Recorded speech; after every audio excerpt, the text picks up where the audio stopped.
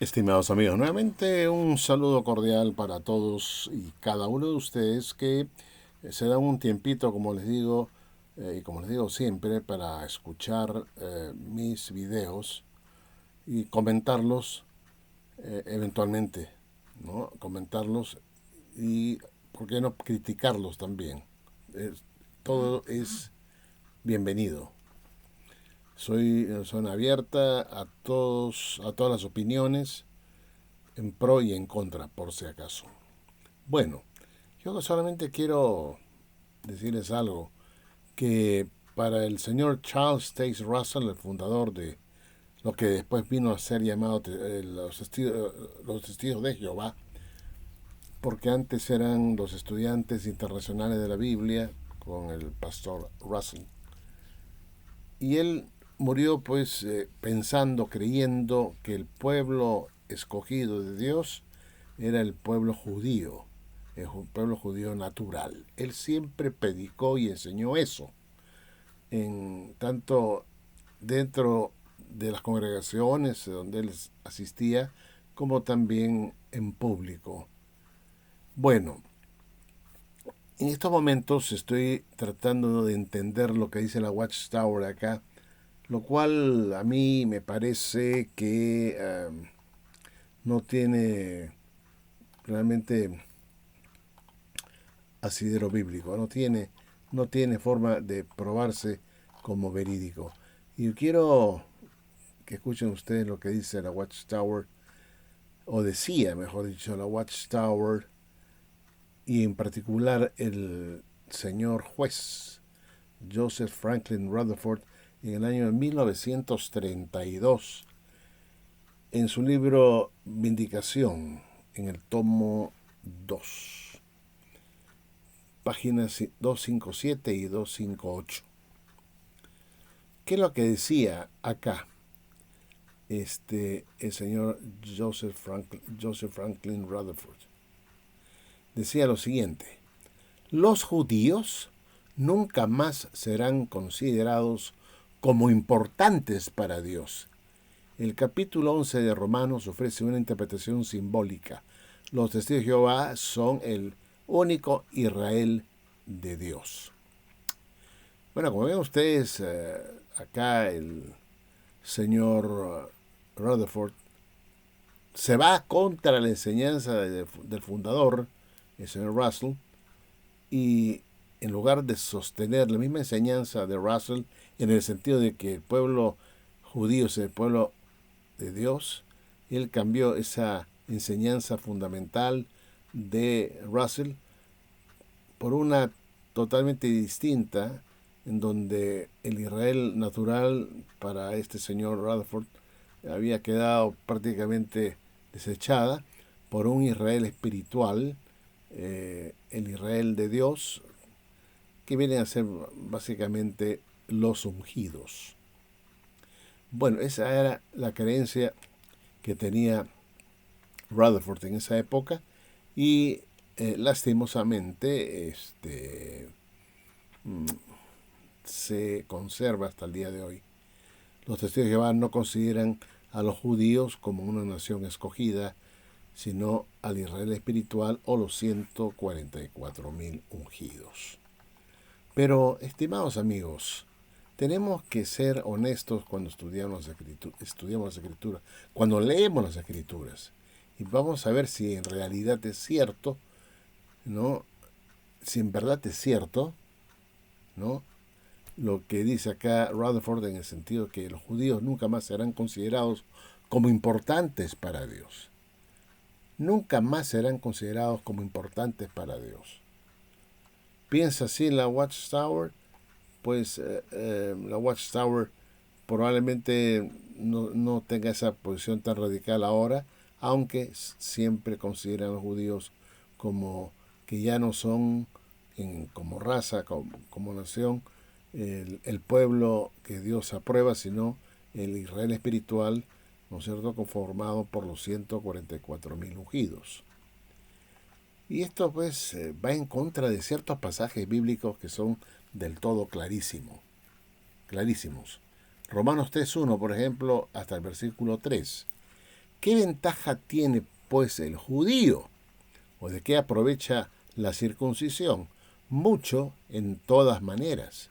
Primero, ciertamente, que les ha sido confiada la palabra de Dios. Pues que, si alguno de ellos han sido incrédulos, su incredulidad habrá hecho nula la fidelidad de Dios. O sea, no todos los judíos fueron infieles, solamente algunos de ellos. Y estos fueron reemplazados por los gentiles.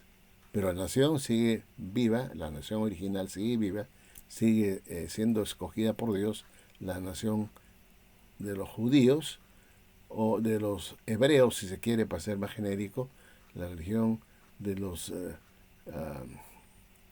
de las 12 tribus de Israel, ¿no? Esa es en esencia.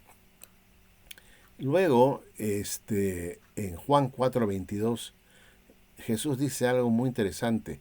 Vosotros adoráis lo que no sabéis, nosotros adoramos lo que sabemos, porque la salvación viene de los judíos.